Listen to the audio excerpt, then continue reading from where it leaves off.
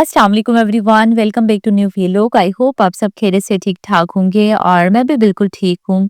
आज मैं आप लोगों के साथ अगेन एक छोटा सा दावत व्लॉग शेयर कर रही हूँ। कल डिनर पे हमने अपने कुछ फैमिली फ्रेंड्स को इनवाइट किया है, तो आज की वीडियो में मैं आप लोगों के साथ घर की सफाई और ग्रोसरी से लेकर दावत के एंड तक सब कुछ शेयर करूंगी। आज की वीडियो को बिल्कुल भी मिस नहीं करना है, क्योंकि आज की वीडियो में मैं आप लोगों के साथ शेयर करूंगी कि मैं एक स्ट्रेस फ्री दावत को कैसे अरेंज करती हूँ, कौन-कौन से काम मैं अर्ली करती हूँ जिनकी वजह से मैं दावत वाले दिन बिल्कुल स्ट्रेस फ्री हो जाती हूँ। तो स्टार्ट करते हैं आज का व्लॉग।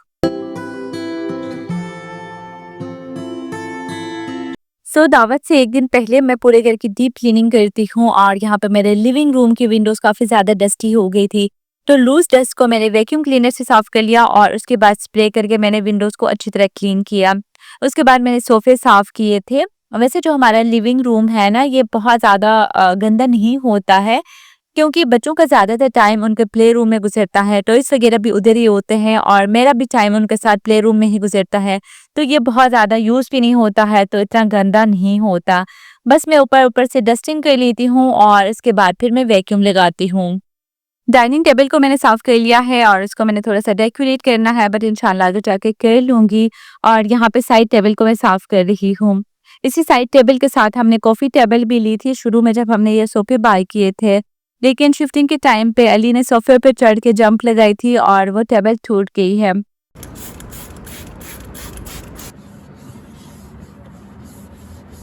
इवन कॉफ़ी टेबल और सोफ़े हमने पेन होम से लिए थे, लेकिन समझ ही नहीं आई कि क्वालिटी में इतना फ़र्क भी हो सकता है। एनीवे साइड टेबल को मैंने साफ़ कर लिया है और ऊपर मैंने एक लैंप रखा है, अंदर मैंने वार्म लाइट लगाई है और साथ में मैंने क्यूट से फ्लावर्स रखे हैं। जब मैं लैंप ऑन करती हूँ तो ये वाला सेक्शन मुझे बहुत ही प्यारा लगता है। वार्म लाइट्स मुझे बहुत अच्छी लगती हैं और घर के हर कॉर्नर पे मैंने तकरीबन लैंप रखे हैं और लैंप में वार्म लाइट ज़्यादा अच्छी लगती हैं, इसलिए मैंने घर के हर कॉर्नर पे वार्म लाइट वाले लैंप रखे हैं। एनीवेज़ चीज़ों को समेटने के बाद जब मैं वैक्यूम लगाती हूँ ना, तो दिल को सुकून सा मिल जाता है कि चलो अब घर नीट और क्लीन होगा। घर में छोटे बच्चे हो ना, तो दीवारें ऐसी ही होती हैं। जैसे यहाँ पे ज़ावियार ने काफ़ी ज़्यादा ड्राइंग की हुई है और ये कलर पेंसिल से किया है, तो टिश्यू पेपर के ऊपर मैंने थोड़ा-सा नेल पॉलिश रिमूवर डाल दिया था और उससे मैंने दीवार साफ़ की थी, तो बहुत अच्छी तरह क्लीन हो गई।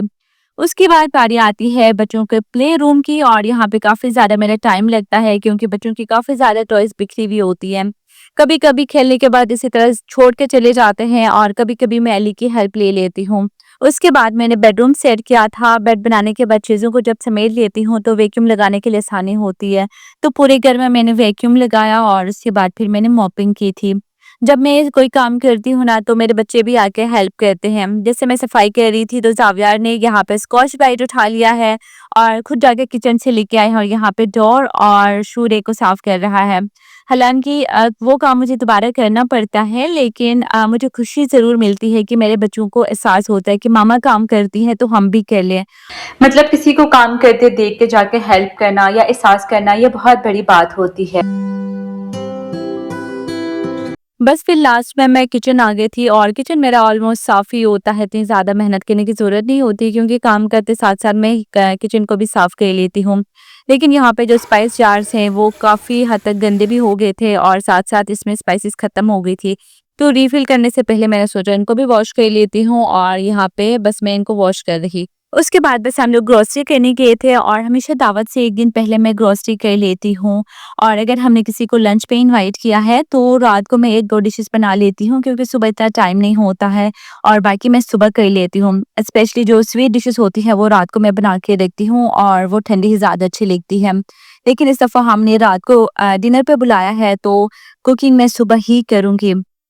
बस फिर ग्रोसरी करने के बाद वापस घर आ गए थे और जो ख़राब होने वाली चीज़ें थी वो मैंने फ्रिज में रखी हैं और जो स्पाइस जार्स थे वो ड्राई हो गए थे, तो वापस मैं इनको रिफ़िल कर रही हूँ। क्योंकि स्पाइस जार्स को रिफ़िल करने में भी अच्छा खासा टाइम लगता है, तो आज रिफ़िल करूँगी और कल दावत वाले दिन मेरे लिए आसानी होगी। एनीवेज़ ये नेक्स्ट डे का क्लिप है, मतलब दावत वाले दिन का। मैं अर्ली मॉर्निंग उठ गई थी, अपने लिए मैंने ब्रेकफ़ास्ट बना लिया और उसके बाद यहाँ पे मैंने कुकिंग स्टार्ट की थी। दावत की शुरुआत मैंने मीठे से की थी, क्योंकि मीठा ठंडा होने में टाइम लगता है, इसीलिए मैंने सबसे पहले मीठा बना लिया था। और मीठे में मैंने गाजर का हलवा बना लिया था, क्योंकि जो गेस्ट मेरे पास आ रहे हैं ना, उनको गाजर का हलवा बहुत पसंद है, सबको बहुत अच्छा लगता है। इसीलिए मैंने सोचा कि उनके लिए मैं गाजर का हलवा ही बना लेती हूँ। और जब ज़्यादा क्वांटिटी में मुझे गाजर का हलवा बनाना होता है तो पील ऑफ करने के बाद मैं एक साथ ही प्रेशर कुकर में डाल देती हूँ और 4 से 5 मिनट के लिए मैं प्रेशर देती हूँ। तो अभी सर्दियों में वैसे भी गाजर का हलवा सबको अच्छा लगता है। पूरी रेसिपी देखिएगा और एक दफ़ा ज़रूर ट्राई करना, इससे बहुत ईज़िली बन जाता है। एनीवेज़ गाजर मैंने प्रेशर कुकर में डाल दिए हैं और तब तक यहाँ पे मैं लेम चॉप्स बना रही हूँ और उनको मैं मैरिनेट करूँगी। बेसिक स्पाइसेस मैंने डाल दिए थे, दही डाल दिया था और उसके बाद मैंने चॉम्स डाल दिए हैं। इनको मैं कम से कम 5 से 6 घंटे के लिए मैरिनेट करूँगी। साथ ही कढ़ाई बना रही हूँ और कढ़ाई के लिए चिकन को भी मैंने मैरिनेट किया है। बस यहाँ पे फिर गाजर बहुत अच्छे से गल गए हैं और थोड़े से ठंडे हो गए थे, तो मैशर की मदद से मैं इनको अच्छी तरह मैश कर रही हूँ। गाजर अच्छी तरह गल तो गए हैं लेकिन इसमें थोड़ा-सा पानी है और पानी ड्राई होने तक यहाँ पे मैं इंस्टेंट खोया बना रही हूँ। और खोया बनाने के लिए मैंने 2 टेबलस्पून ऑयल डाल दिया है और हाफ कप मैंने इसमें दूध डाल दिया है। 1 कप भर के मैंने मिल्क पाउडर डाल दिया है और उसको हमने मिक्स कर लेना है। 4 से 5 मिनट के लिए हमने मीडियम टू लो फ्लेम पे पका लेना है, तो हमारे पास इंस्टेंट खोया रेडी हो जाता है। खोया को मैंने फ्रिज में रख दिया है ताकि थोड़ा सा ठंडा हो जाए और यहाँ पे मैंने 1 एंड हाफ कप ऑयल डाल दिया है। 4-5 इलायची को कूट के डाल दी है और साथ ही मैं जो बॉइल्ड कैरेट है उनको डाल रही हूँ। हमने बहुत अच्छी तरह पका लेना है ताकि ऑयल में उनकी स्मेल चली जाए और उसके बाद फिर मैंने टेस्ट के अकॉर्डिंग चीनी डाल दी थी। कम से कम 25 टू 30 मिनट्स के लिए हमें लो फ्लेम पे पका लेना है और उसके बाद मैंने कुछ ड्राई फ्रूट्स डाल दिए हैं। ड्राई फ्रूट्स ऑप्शनल है, आप स्किप भी कर सकते हो। बस हमारे पास गाजर का हलवा रेडी हो गया है, बहुत ही मज़े का बना था और लास्ट में मैंने खोया डाल दिया है और अभी इसको मैं डिश आउट कर रही हूँ।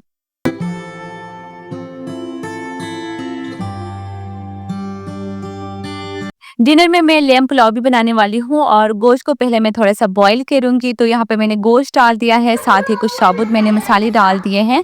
2-3 मैंने तेज़पात डाल दिए हैं, 4-5 मैंने लौंग डाल दिए हैं और कुछ मैंने ज़ीरा डाल दी है। साथ ही थोड़ा-सा मैंने नमक डाल दिया है और इसको प्रेशर दे दूँगी। जब किचन में कंटिन्यूअसली काम करते हैं ना, तो अपने लिए कुछ बना के खाने को टाइम नहीं मिलता है और ये शाम का टाइम हो गया है, मुझे काफ़ी ज़्यादा भूख भी लगी थी। तो अंजुमन यहाँ पे कोई ट्रेडिशनल डिश बना के लाई है। फिर मैंने अपने लिए और मुबीन के लिए चाय बनाई और चाय के साथ हम लोगों ने खा ली। और भूख लगने के बाद जब आप कुछ खाते हो ना, तो उस चीज़ का बहुत ही मज़ा आता है। एनीवेज़ मुझे एक चॉपर चाहिए था और ये आइकॉन का मैंने ले लिया है। रिज़ल्ट देखते हैं पता नहीं कैसा होता है। पहले मेरे पास मैनुअल था और उससे चीज़ें सही से चॉप नहीं होती थी, इसीलिए मैंने यही चॉपर ले लिया है।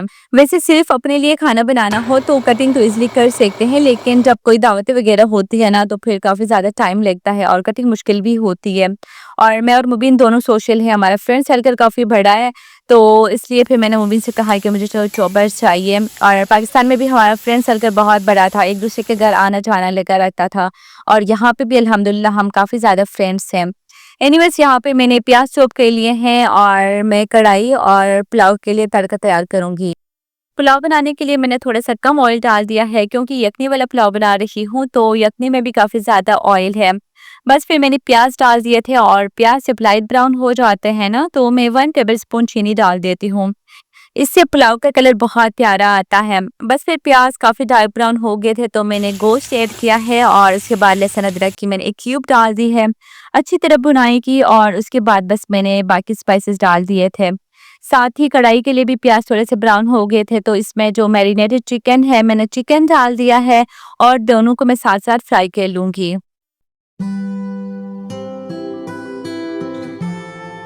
पुलाव का मसाला रेडी हो गया है, तो उसको मैंने हल्की आंच पे रखा है और यहाँ पे मैं कढ़ाई को रेडी कर रही हूँ।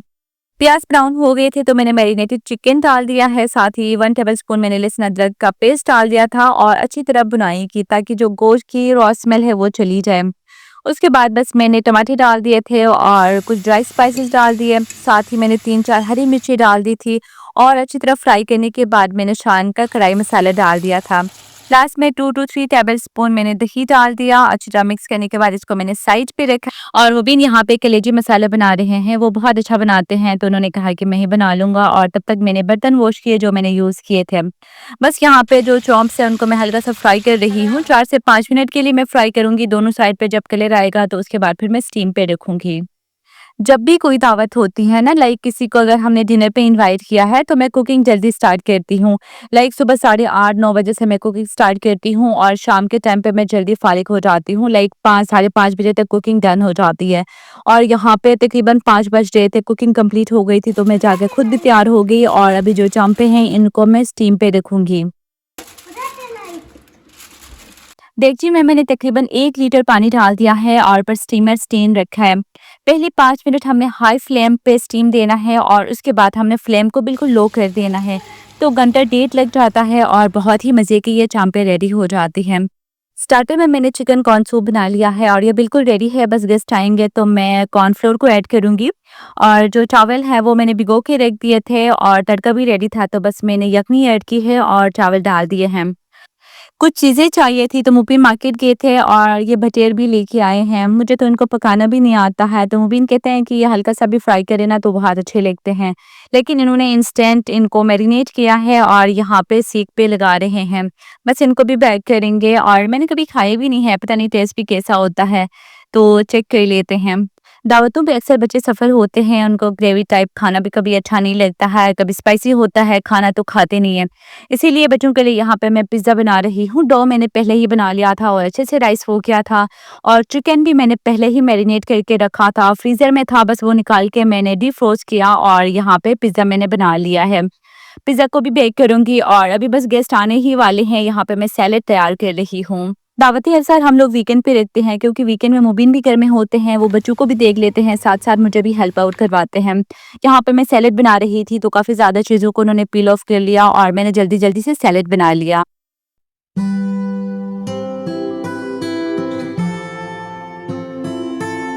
अभी गेस्ट भी आ गए हैं और अल्हम्दुलिल्लाह टाइम पे सब कुछ मैनेज हो गया। यहाँ पे मैं अभी सूप सर्व करूँगी और सूप में मैं कॉर्नफ्लोर डाल रही थी और इसको तैयार करने के चक्कर में ना पिज़्ज़ा थोड़ा-सा ज़्यादा बेक हो गया था, लेकिन फिर भी अच्छा बना था बच्चों के लिए। बस फिर हम लोगों ने सूप पी ली और उसके बाद काफ़ी देर तक बातें करते रहे। फिर डिनर का टाइम हो गया था, तो यहाँ पे मैं खाना लगा रही हूँ। काम जैसा भी हो मुश्किल ज़रूर होता है, लेकिन जो भी काम हो ना अगर बंदा दिल से एक्सेप्ट करे तो कोई काम मुश्किल नहीं होता है। दावतें रखना, अरेंज करना, खाना बनाना काफ़ी मुश्किल होता है, लेकिन थोड़ा-सा भी अगर हम टाइम का ख़्याल रखें ना, तो सब कुछ बहुत अच्छी तरह अरेंज हो जाता है। यहीं पे मैं आज का व्लॉग एंड करती हूँ। वीडियो अच्छी लगी है तो प्लीज़ लाइक और शेयर कीजिएगा।